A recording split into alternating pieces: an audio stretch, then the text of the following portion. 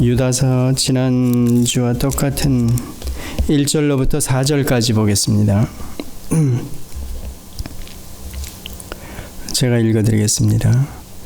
예수 그리스도의 종이요 야곱의 형제인 유다는 부르심을 입은 자 곧 하나님 아버지 안에서 사랑을 얻고 예수 그리스도를 위하여 지키심을 입은 자들에게 편지하노라.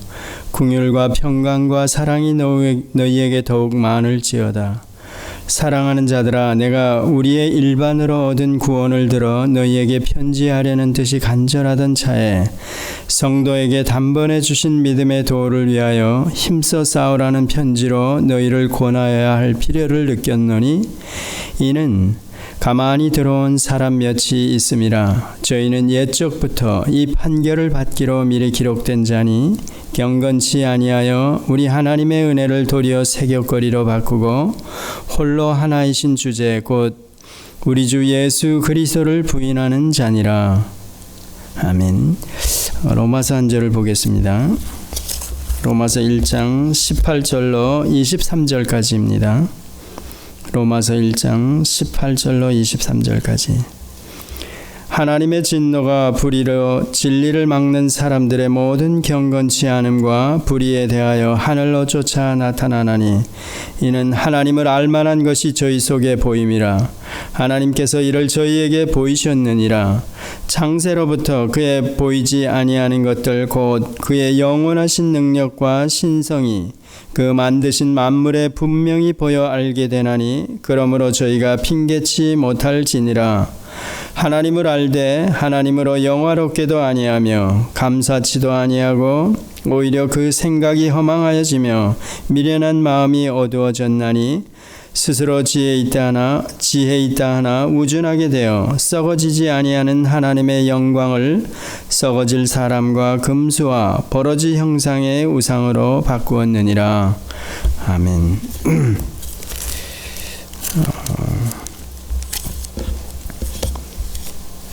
지난주에 그 유다서가 기록된 이유에 대해서 여러분에게 간단히 설명을 드렸죠. 우리가 얻은 구원에 관한 단번에 얻은 구원에 관한 도를 전하려다가 갑자기 이 유다서에서 방향을 틀어가지고 그 교회 안에 침투해 들어온 그 이단들에 대해서 경계심에서 이제 이 서신이 기록되었다 이렇게 얘기를 했습니다. 이 본문을 저희도 가만 조금 생각하면서 읽으면 조금은 이해 안 되는 부분들이 있습니다.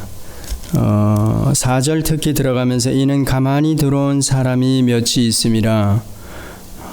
결국은 이단들이 교회에 침투해 들어왔는데 왜 어떻게 교회에 이런 이단들이 침투해 들어올 수 있을까? 그런 생각을 저희들이 할 수 있고, 그런데 이 가만히 들어온 이단들은 다름이 아니라 옛적부터 이 판결을 받기로 미리 기록된 자니 이렇게 나오는 겁니다. 저희들이 이해하는 이단에 대해서 뭐 끝이 다르다 이런 정도가 아니라 이렇게 얘기하는 게 아니라 아예 처음부터 옛적부터 이 판결을 받기로 미리 기록된 자니 이렇게 나오는 겁니다. 그러니까 저희들이 이단에 대한 경계심이나 분별력이 이게 웬만한 수준이 아니면 많은 사람들이 이렇게 미혹해서 넘어가기 쉽고 그 이단에 의해서 교회가 굉장히 어려움을 당할 수도 있다는 얘기입니다. 이 서신 자체를 이 유다가 단번에 얻은 우리 구원에 관한 도를 전하려다가 이렇게 방향을 틀어가지고 이렇게 얘기하는 이유, 그 다음에 요한 1, 2, 3, 4를 통해서 요한이 경계하는 이단에 관해서 온건하며 변증법적인 이런 방법을 썼는데 이 유다는 완전히 다른 그들의 실제적인 모습과 어떤 드러나는 결과들을 적나라하게 드러내 보이면서 아주 강력하게 그 이단에 대해서 경계하고 저희들이 조심해야 된다 이렇게 얘기하는 겁니다. 자, 그러면 저희들이 의문을 가질 수가 있습니다. 교회 그러면 에베소서나 저희들이 옛 언약과 새 언약을 돌아보면서 구약의 이스라엘 백성도 처음에 성막이 지어지면서 하나님께서 그 백성 가운데 임재하면서 죄 문제를 어떻게 이제 해결해야 되는가 그 방법을 제일 먼저 알려주신 겁니다. 왜냐하면 거룩하신 분, 그분이 그 진중에 와서 이제는 이 백성과 같이 하나님께서 계획하신 구속사를 이끌어 가시는 거죠. 결국은 그 나라를 바라보게 하면서 하나님의 나라를 완성시켜 가시기 위해서 죄인들 중에 하나일 뿐인 아브라함을 부르는 것으로 시작해서 그 백성을 중다하게 늘어나게 하셔서 국가의 형태, 즉 하나님 나라 모형, 예표적으로 저희들에게 알려지는 그 나라 모형을 이제 만드는 겁니다. 그 백성을 그래서 400년 종살이하게 하고 또 그 기간 동안에 그들에게 허락할 땅, 국가의 요소 중에 하나인 땅, 그 땅에 있는 가나안 족속들의 죄악이 관영할 때 다 때가 이렇게 맞아가면서 그 땅을 허락하시고, 근데 가나안 진군에서 그 땅을 허락하기 이전에 그 백성들을 이제는 내가 너희들과 같이 이제 함께하마, 즉 하나님께서 국가의 요소 중에 하나인 주권, 통치가 이루어지는 그런 모습을 저희들이 볼 수 있습니다. 그때 하나님은 누구신가 이랬을 때 거룩하신 분이라는 겁니다. 그분이 이 땅에 그 백성들과 함께 임하려고 하니까 그 백성들이 모두 다 죄인들 아닙니까? 그래서 레위기를 잘 보면 전체를 두 파트로 나누어진다. 첫 번째는 하나님이 그 백성과 이제 함께 하기 위해서 국가의 요소 중에 하나인 이제 주권을 하나님께서 행사하시기 위해서 그 백성 가운데 내려오는데 죄인들이기 때문에 어떻게 죄 문제를 해결하는가, 그 해결 방법을 17장까지 보통은 설명하면서 알려주셨다. 5가지 제사 제도나 또 제사장, 대제사장들의 규례 이런 것들을 알려주셨습니다. 왜냐하면 죄인들이 거룩하신 하나님 앞에 설 수가 없는 겁니다. 하나님을, 죄인의 입장에서 하나님을 본 자는 그냥 죽습니다. 그만큼 하나님의 속성, 하나님은 거룩하신 분이며 죄와는 티끌만치도 이렇게 공존을 할 수가 없는 겁니다. 그리고 나서 죄 문제가 그 속죄제나 속건제 혹은 화목제를 통해서 해결이 된 이후에는 반드시 하나님과 화목한 관계, 즉 죄 문제 해결된 상태로 거룩하신 하나님과 동행하고 함께 하시려면 이제는 계속해서 성결을 유지해야 된다는 겁니다. 거룩한 백성으로. 그게 이제 하나님과 함께하는, 바로 그게 광야 교회라고 설명하면서 사도행전에 이미 그렇게 이제 저희들에게 알려주고 있죠. 그런데 하나님이 그렇게 함께 했는데도 불구하고 이 백성들은 죄를 짓고 계속해서 반복해서 짓고, 나중에는 하나님께서 명하신 거룩한 백성으로 어떻게 살아야 되는지, 왜냐하면 하나님께서 늘 함께 하시기 때문에 이들에게서는 이제 죄 문제가 해결이 되면 계속해서 지속적으로 거룩함을 유지해야 되는 겁니다. 죄 문제를 더 이상 이들과는 또 이들에게서 멀리하고 지내야 되는데, 그 레위기 나머지 부분에서는 어떻게 계속해서 하나님, 거룩하신 하나님과 동행하면서 성결을 유지하는가, 거룩한 백성으로 그 문제에 대한 것들을 알려주는 겁니다. 바로 그래서 하나님께서 광야 400년 동안의 모든 관습들, 너희들이 몸에 배어있는 것들을 버리고 이제 가나안 땅, 국가의 요소 중에 하나인 땅을 허락할 텐데 거기 들어가서 그들이 가지고 있던 풍속들을 너희들은 본받지 말아라. 그래서 다 진멸하라 그러는 겁니다. 다 내쫓고 무릇 기식하는 생명체는 하나님께서 허락하신 땅에서 다 잔멸하라, 이렇게 얘기하는 겁니다. 그 심판의 예표로 저희들이 그래서 가나안 7족속 몰아내는 것을 보았죠. 자, 이런 구약 저희들의 교훈을 돌아보면서 그걸 보고 광야 교회라고 그러고 미리 앞서서 우리에게 보여주시는 하나님 나라 모형이다 그러는 겁니다. 그런데 그 백성들의 스토리를 쭉 구약을 보면 이 백성들이 하나님이 임재했는데도 불구하고 패역한 짓을 하고 율법을 지키지 않고 또 하나님과 야훼 하나님과 바알과 아세라를 겸하여 섬겼다, 이렇게 얘기합니다. 이 백성들은 한 번도 자기네가 하나님을, 야훼 하나님을 떠난 적이 없다 그럽니다. 예, 그거 맞습니다. 그런데 겸하여 바알과 아세라를 섬겼다 그러면 비를 내리는, 또 곡식을 풍성하게 우리에게 허락해 주시는 그런 바알과 아세라 신, 이방인들이 좇는 그 신을 함께 섬겼다는 얘기입니다. 그게 곧 하나님께 패역한 짓을 하고 목전에서 이들이 범죄했다, 이런 표현으로 저희들에게 알려지는 겁니다. 자, 그런데 쌍방 언약을 맺은 그런 내용은 이제 넘어가고, 우선은 교회가 그런 모습으로 등장했다, 하나님 나라 예표로. 그러면 신약으로 넘어와 가지고는 이제는 성령 하나님이 교회 안에 교회를 이끌어 가신다는 얘기입니다. 그러면 각 개인을 어떻게 부르시냐 했을 때 단번에 얻은 구원의 도가 바로 이런 거라는 거죠. 구약에서는 그렇게 예표적으로 저희들에게 보여주시면서 그 백성들을 강한 손과 편팔로 건져내서 그런 어떤 수순을 이렇게 밟아오셨는데, 그 백성들이 패역해 하나님께서 새 언약을 맺어주셔 새 언약의 약속대로 오순절 사건에 그때 성령님이 오셔가지고 우리 각 개인을 예수님께서 완성하신 구속사를 적용해서 성취하신 구속사를 우리에게 적용시켜서 건져내.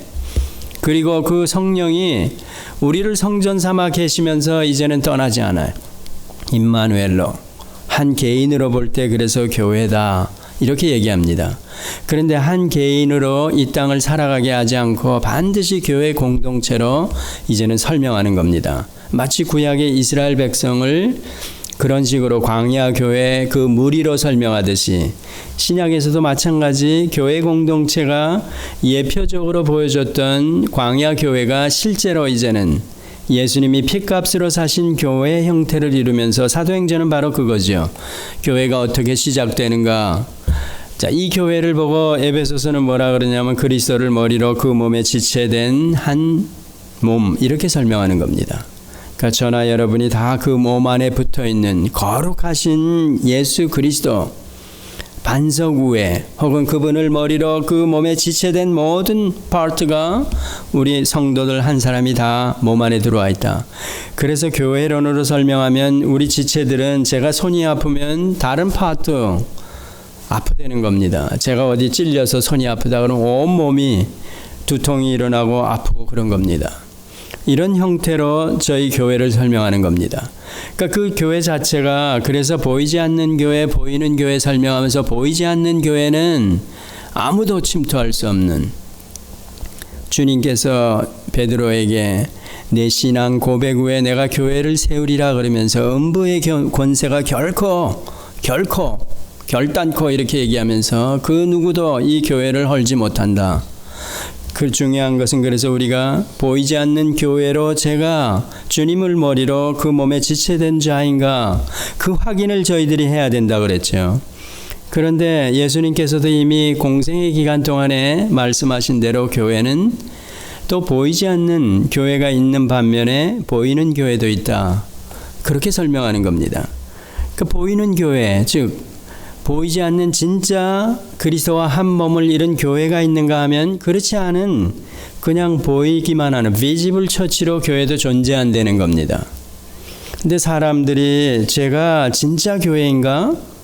아니면 그냥 보이는 교회로 제가 이렇게 멤버로 그냥 교회 안에 와 있는 건가? 이런 문제가 저희들이 에베소서나 교회론을 들어가서 보면 아주 중요하게 저희들에게 가르치고 있습니다. 성경에서 얘기하는, 유다서에서 얘기하는 지금 이거 단번에 얻은 주신 믿음의 도, 이런 것들은 다 그런 구약 스토리나 신약의 교회론 이런 것들을 기초로 가지고 있는 그런 사람들에게 이제 전하는 겁니다. 그런데 이렇게 교회 안에 가만히 들어온 사람이 있다.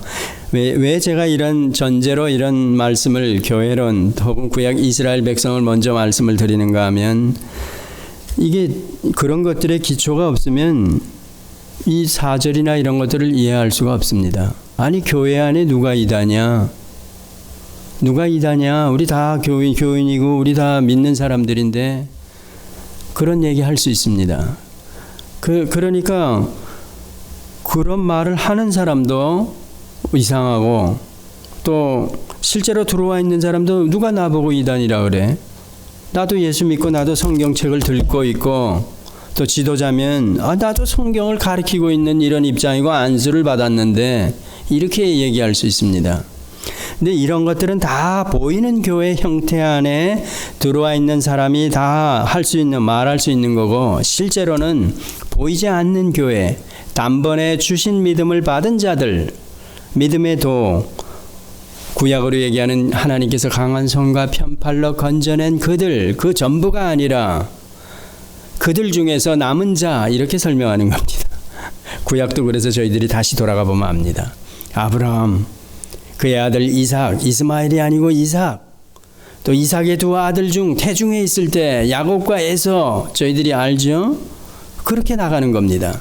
그러면 이스라엘 백성 전체도 홍해를 건넜다고 다 구원이 베풀어진가? 구원이 베풀어진 건가? 아니죠. 남은 자만 그렇다는 겁니다. 지금도 현대 교회도 마찬가지 남은 자들만 즉 보이지 않는 교회만 진짜 교회라는 겁니다. 자 그러면 여기 가만히 들어온 자들이 어떻게 왜 이단들이 가만히 들어올 수 있는가 이랬을 때 그들에게도 이제 창세기를 저희들이 한번 다시 돌아가 보면 인간이라는 존재가 그러면 처음부터 저희가 이제 금방 이러면 예종론이 또 생각나고 하나님의 선택이냐 육이냐 이런 것들 그 이전에는 하나님의 작정 우리 한 개인의 구원도 이렇게 보이지 않는 교회로 부름을 받은 우리 그리스도의 몸된 한 지체인 저도 여러분도 보니까 창세 전에 생명책에 기록이 돼 있다 그 이름이 그렇게 설명을 하니까 세상이 지어지기도 전에 하나님의 예정 가운데 선택을 받았다 이렇게 설명하는 겁니다. 육이 된 자들은 뭔가? 그러면 애초부터 그렇다면 이 순수한 교회 즉 보이지 않는 교회 안에 어떻게 그 보이는 교회로 이 단번에 얻은 도 얻지도 못한 사람이 들어올 수가 있는가 이런 문제가 궁금한 거죠. 교회가 진짜 순수하고 저희들의 입장에서 진짜로 이해하고 싶은 것 즉 교회가 진짜 그렇지 교회 밖에 교회를 모르는 우리를 공격하는 사람들은 저건 교회가 아니지. 그렇지만 이 안에 들어와 있는 멤버를 보고 뭐 너 이단이야? 너 아니야? 뭐 너 보이는 교회야? 아니야? 이러면 기분 나쁘지 않습니까? 서로 간에. 그런 마음이 실제적으로 드는 겁니다. 그런데 성경 교훈으로 보면 실제로 그렇다는 얘기입니다. 그러면 중요한 것은 저희가 두리뭉실하게 이 교회 전체를 바깥에와 비교해 가지고 이거는 참 교회다 이러는 게 아니라 이 교회 안에 이렇게 오늘 4절처럼 가만히 들어온 사람이 몇이 있다 이런 표현을 썼는데 한 교회 안에 그럴 수도 있고 이걸 또 크게 확대해서 저희들이 보면 예를 들면 몇 년 전에 이단이라고 뭐 교단에서 이렇게 얘기한 어떤 한 교회가 다시 또 이단 소리 듣다 보니까 이게 영 아니거든요. 나름대로 뭐 4, 5만 명이 모이는 교회고 대단합니다. 그런데 거기서 그 교단 자체 내에서 이단으로 정죄를 받아서 이제 뭐 쫓겨나듯이 노예에서도 뭐 내쫓겼죠. 뭐 제명을 시켜버렸으니까.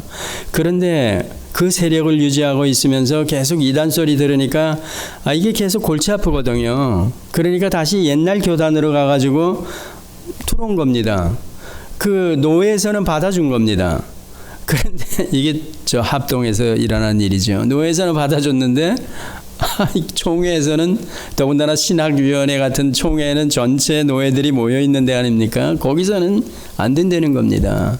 더군다나 신학교에 계신 신학자들, 교수들 이분들은 이게 말도 안 되는 얘기라는 겁니다. 그래가지고 문제가 막 일어났죠. 자, 이런 것들을 저희 볼 때 이게 같은 교단 안에 있고 그런데 내쫓을 때는 언제고 또 다시 들어올 때 노예에서 받아줬는데 여기선 또 아니라고 그러고 그러면 제3자 다른 교회나 다른 사람이 비칠 때는 저것들은 안에서 왜 이렇게 싸움질을 하고 저렇게 뭐가 이렇다 저렇다 말이 많지 그러는 겁니다.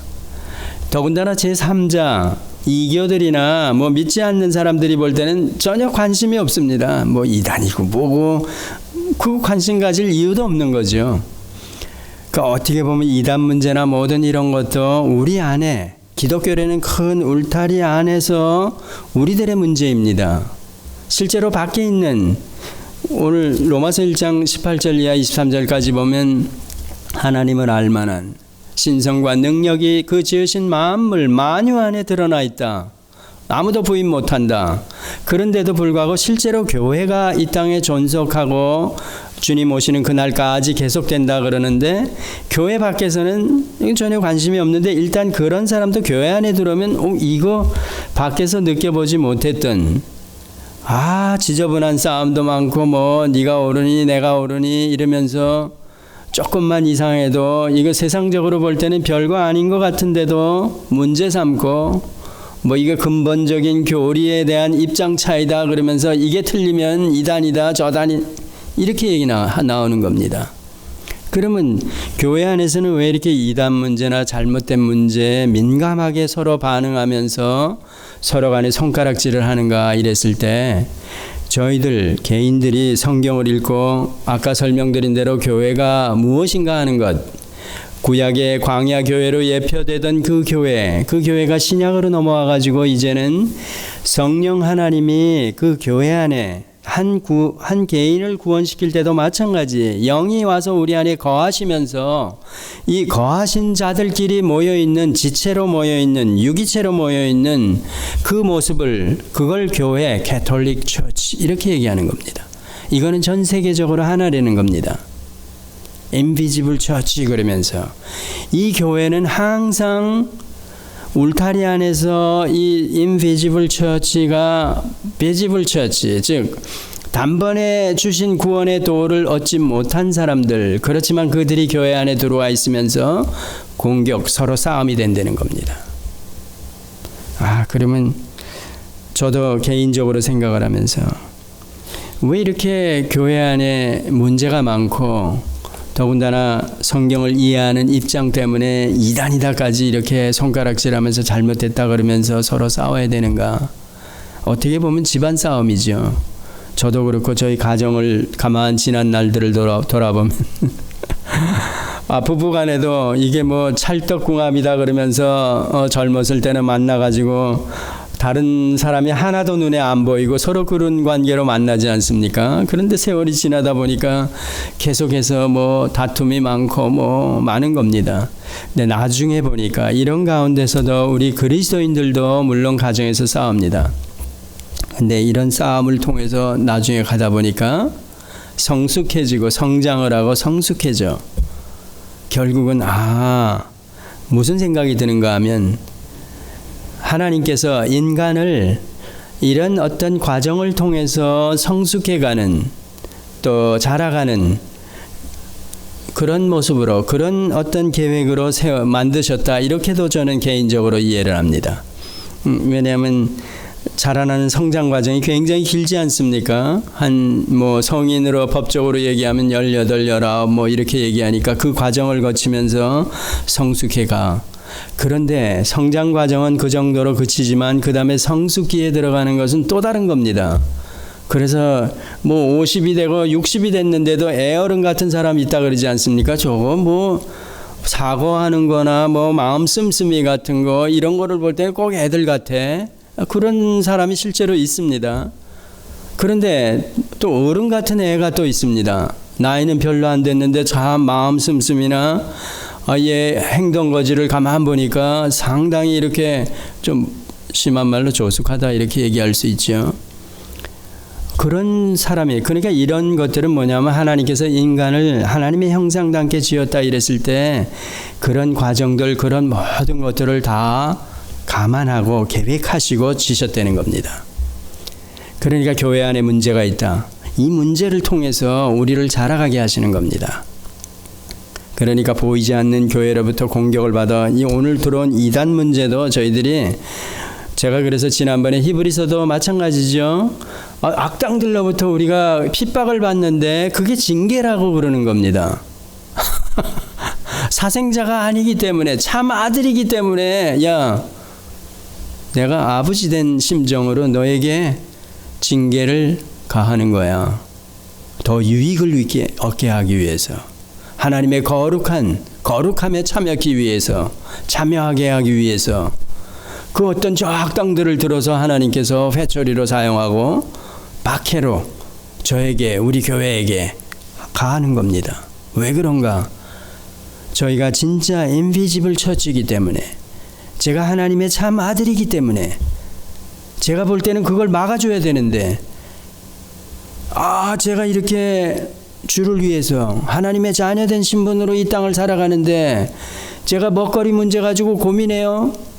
제가 이런 외부로부터 어떤 압박을, 박해를 받으면서 제가 어려움을 당해요. 그러면 하나님 아버지 손해입니다. 제가 그 시간 다 뺏기고 주의 일을 더 힘차게 해야 되는데 걸그덕거리게 그걸 하나님께서 쳐주셔야죠.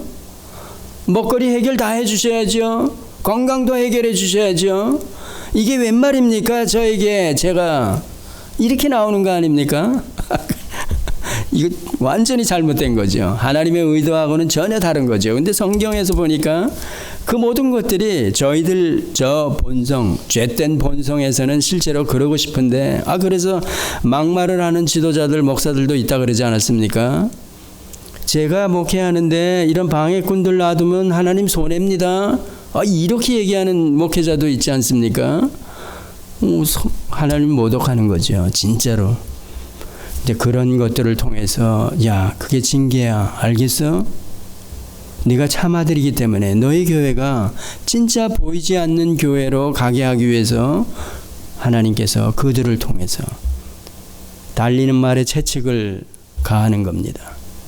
그래서 징계, 참 아들, 사생자가 아니기 때문에 하나님의 거룩함에 참여케 하기 위해서 이 땅에서도, 그래서 이 땅에서도 저희 살아가고 있는 저희들에게 내가 거룩하니 너희도 거룩하라. 그렇게 얘기하는 겁니다. 그러니까 이 모든 것들을, 그러면 오늘 이런 배경을 저희들이 교회론이나 이런 것들을 조금 이해하고 들어가면, 가만히 들어온 사람 몇이 있다. 예, 있습니다. 우린 모릅니다. 우리 서로, 여러분이 저를 보고 저 김 목사 가짜 아니야 저거? 예, 그렇게 생각해도 괜찮습니다. 얼마든지 그렇게 생각할 수 있습니다. 저도 저 사람 저거 가짜 아니야? 제 속마음으로, 여러분 속마음으로 얼마 할 수 있습니다.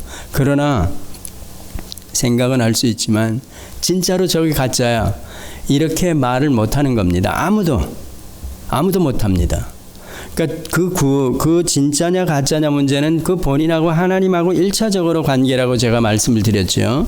성령을 소유한 자들, 성령이 와 있는, 왜냐하면 새 언약 이후로는 제가 인간의 모습을 설명하면서 구약의 또 구속사를 진행시키면서 오순절 이후의 인간의 모습은 두 모습, 성령이 거하는 자와 그렇지 않은 자로 가는 겁니다. 끝까지. 인비지블 처치, 비지블 처치, 어떤 설명으로도 괜찮습니다. 세상에 있는 사람도 마찬가지. 쉽게 표현하면 인비지블 처치, 새 언약의 약속대로 성령이 와 계신 자, 그 자들은 그리스도를 머리로 그 몸에 지체된 자들입니다. 그 외에 교회 안에 멤버들 많아도 어쩌면 어떤 교회 통째로, 저희 교회가 통째로 가짜일 수 있습니다.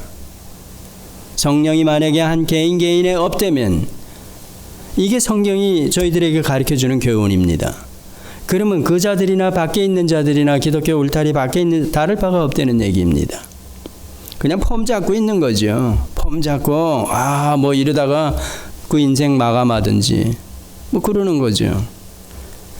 여기도 그래서 이 이단들도 그러니까 처음부터 옛적부터 이 판결을 받기로 미리 기록된 자니, 이건 저희들이 이 본문을 조금 더 들어가면 아규먼이 많습니다. 왜냐하면 구원 문제에 관해서 인간의 자유의지나 또 인간의 어떤 노력이 조금이라도 필요하다 이렇게 보는 사람이 있습니다. 전적인 하나님의 주권으로 보지 않는 사람들 입장에서는 문제가 될 수 있습니다. 또 구약도 저희들이 성경 전체를 잘 이해하면 이게 굉장히 첨예한 아주 민감한 부분입니다. 절대적인 하나님의 주권으로 보느냐 아니면 인간의 자유의지를 어느 정도 인정해 주느냐, 즉 인간이 복음이 전해졌을 때 제가 받아들이든지 아니든지 이런 문제들, 저희들은 이미 저 개혁 교리로 이해하는 입장은 여기 오늘 마찬가지 단번에 도를 주신 믿음의 도를 주셔야 우리가 이런 인비지블 처치로 구원 얻은 하나님의 백성으로 이 땅에 존재할 수 있다. 그리고 저 나라까지 약속을 받을 수 있다. 이미 받은 자들이죠. 그렇게 설명하는 겁니다. 조금 이렇게 자꾸 어려워지는 것 같은데, 근데 이렇게 갑자기 들어온 사람이 일단은 있습니다. 이단들이 들어와 있다는 거죠. 실제로는. 근데 그런 사람을 왜 그러면 하나님께서 허락하셨나 이랬을 때 우리의 유익을 위해서, 아까 제가 히브리서를 들어 설명한 대로 그것입니다. 그들이 들어와서 우리를 공격하고 그래도 인비지블 처치는 그것 때문에 저희들이 우리가 실패하느냐 이랬을 때 아니라는 겁니다. 우리가 더 유익함을 얻고 더 하나님의 거룩함에 참여하는 자, 참아들러서 그런 것들을 확인시켜주는 바로 그겁니다. 근데 이런 그 이단들이 들어와서 침투해가지고 가리키는 교훈에 많이 넘어간다는 겁니다. 사람들이. 실제로 그렇습니다. 이게 사실은 이 초대교회 때 이미 그 이단의 특색을 저희가 보면 영지주의적인 이단이 있는가 하면 현대 자유주의적인 이단이 있다 그랬죠. 예를 들어서 그리스도를 중심으로 보면 하나님이 어떻게 인간이 돼서 이 땅에 올 수 있느냐. 영지주의 가르침입니다. 그렇게 가리키면서 그 영지주의가 더 진전해 나가면 육체와 영혼을 분리하면서 이원론, 철학적인 이원론이 교회 안에 들어오면서 영혼에 관한 것들, 정신세계에 관한 것들은 귀하고 육체적인 것들, 행위나 이런 것들은 다 쓰잘데없는 것들. 실제적으로 이들이 더 진전해서 나가면 무율법주의로 나간다는 겁니다. 그게 이제 무서운 거죠. 도덕 폐기론자로 나갑니다. 이런 영지주의가 있고, 현대 자유주의는 어떠냐 하면 거꾸로 그 인간을 분명히 요셉과 마리아 정원한 사이에서 난 예수 보고 하나님이라 그러니까 이게 안 믿어지는 거. 이성으로 생각하니까 믿을 수가 없는 겁니다. 그럴 수 없다는 겁니다. 그런데 이 사람들이 그렇게 부인하면서도 영지주의에서 얘기하는 무율법주의로 가면서 도덕 폐기론자, 왜 육체가 저지르는 것들은 뭐 별짓 다 해도 상관없다는 겁니다. 그런 게 교회 안에 초대교회 들어와서 지금도 계속되고, 근데 현대 자유주의는 어떤가 하면, 제가 클레어몬트에서 두 학기를 들으면서 보니까, 이 사람들은 아닙니다. 이성이나 이런 것들을 가지고 생각하면서 윤리 도덕 문제에서 굉장히 스트롱합니다. 왜냐하면 예수님 자체도 신으로 보지 않고 고상한 선생, 윤리 도덕 선생으로 보기 때문에 이 사람들은 자기네들이 이해하는 성경을 가지고 일관되게 행동까지도 이렇게 잘못되지 않습니다. 그 가르침을 자기네들이 이해하는 가르침 그대로 가지고 살아가니까 실제로 뭐라 그러냐면 저희들 보고, 영지주의적인 영향을 받은 저희들 보고, 특히 개혁교회는 뭐 지식 우월주의든지 뭐 무율법주의든지 그런 쪽으로 많이 기울어져 있지 않습니까? 행함 이런 거는 뭐 별로 이렇게 보니까. 그러니까 이 현대 자유주의, 영지주의 말고 이 사람들이 입장에서 볼 때는 우스운 겁니다. 이거 잘못된 겁니다. 이놈들 엉터리라는 겁니다. 왜? 자기네들이 이해하는 예수는 신으로 보지 않지만 고상한 선생으로 보기 때문에 그가 가리킨 교훈들, 신약에 드러나는 교훈들을 보고 그대로 지키려고 일관되게 말씀과 행함이 일치하는 이런 모습을 보이고 있습니다. 자, 그러니까 실제로 어려운 자들을 위해서 그런 입장에서 나온 무브먼트 같은 것들이 나중에는 해방신학으로까지 가고 민중신학으로까지 가는 겁니다. 그러니까 이 사람들이 볼 때 가난한 자들이나 노숙자들을 보면 가만히 못 있는 겁니다. 어려움을 당하는 부자들에게, 위정자들에게 압박을 받아 안 되는 겁니다. 왜? 예수님을 해방자로 보기 때문에, 고상한 윤리 도덕 선생으로 보기 때문에. 그러니까 자기네들도 그 가르침을 일관되게 따라야 되기 때문에 나가서 행동으로 옮기는 겁니다. 실제 이들의 삶이 진짜 경건합니다. 일관되게. 저희들이 볼 때는 저거 자유주의 아니야? 저거 예수님 하나님인 거 부인하고, 예, 그렇습니다. 저희 보고 뭐라 그러냐면, 야, 임마. 제가 죄송합니다. 너희들이 진짜 성경에 가르치면 올바로 이해 안 되면 그대로 일관되게 행실을 드러내봐, 이렇게 얘기하는 겁니다. 제가 아는 그 홍모 교수님은 기독교 강요를 7번이나 읽었어요. 이분이 하나님의 주권부터 시작해가지고 얼마나 많이 아는지요. 그 사람이 일관된 삶을 삽니다. 자기 나름대로. 가난하게 살지요. 예, 그렇습니다. 청빈하게 살아가지요. 그러니까 많은 무리들이 이 예수님을 하나님이 아니라 그러는데도 불구하고 그들을 따르는 겁니다.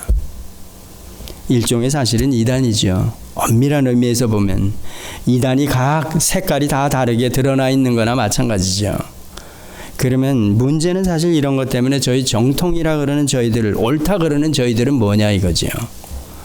여기에도 걸리고 저 사람한테도 다 공격받는 겁니다. 실제로 보면 우리는 옳다 그러면서 실제는 아니라는 겁니다. 왜? 그렇게 드러나질 않으니까. 일관되게 드러나지 않아. 실제로 보면 이 단번에 주신 도에 대해서도 사실은 모르는 사람이 태반 아닙니까?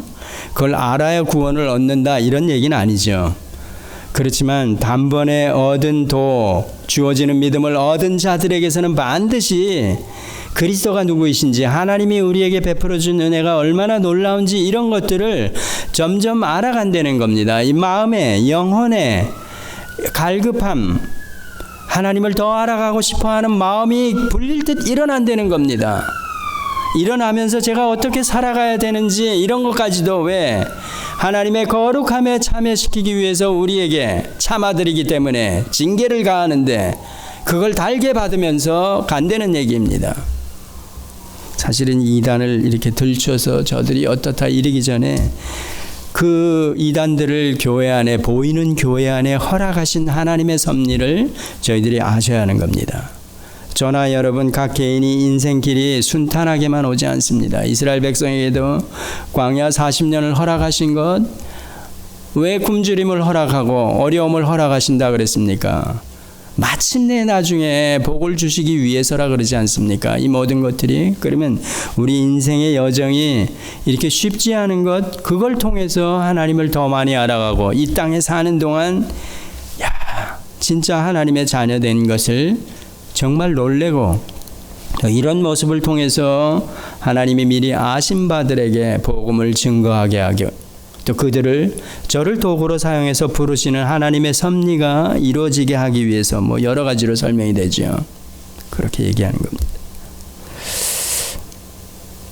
어려운 부분을 사실은 유다가 이렇게 얘기하는 건데 이걸 제가 조금 더 풀어서 얘기하려니까 조금 힘듭니다. 그런데 이 말씀이 실제로는 초대교회 때 주어지고 초대교회 때 이미 그들이 들어와 가지고 단번에 주신 도를, 은혜를 왜곡시켜 가지고 새벽거리로 만들었다. 이게 보통이 아닙니다. 그러니까 지금이 아니라 지금도 그렇고 뭐 중세도 그렇고 그 전에도 그렇고 뭐 저희들이 돌아보는 로만 캐톨릭 역사를 보면 알죠. 그 수도원 지하실에 보니까 유아들 그 스켈레톤 뼈들이 얼마나 많이 발견되고 그랬습니까? 그 경건하다고 보는 교회당 그 지하, 그렇다면 이게 기독교 전체 역사를 통해서 얼마나 무섭다는 겁니까? 겉과 속이 다르고 지금도 마찬가지, 옛날도 마찬가지. 어려운 얘기죠. 그래서 단번에 얻은 믿음의 도, 진짜 이 도에 바로 서가지고 살아가는 거 쉽지 않은 겁니다. 현대교회, 예, 그렇습니다. 저희 교회 한 개인, 교회에 그 지체된 저희들이 새롭게 이렇게 각성을 하고 이런 은혜가 뭔지를 더 확실하게 알아서 살아가야 되는 겁니다. 이 땅이 전부 다가 아니라는 걸 저희들이 각인을 하고 있어야 이 믿음의 싸움을 싸울 수가 있는 겁니다. 기도하시겠습니다. 하나님 아버지, 말로는 저희들이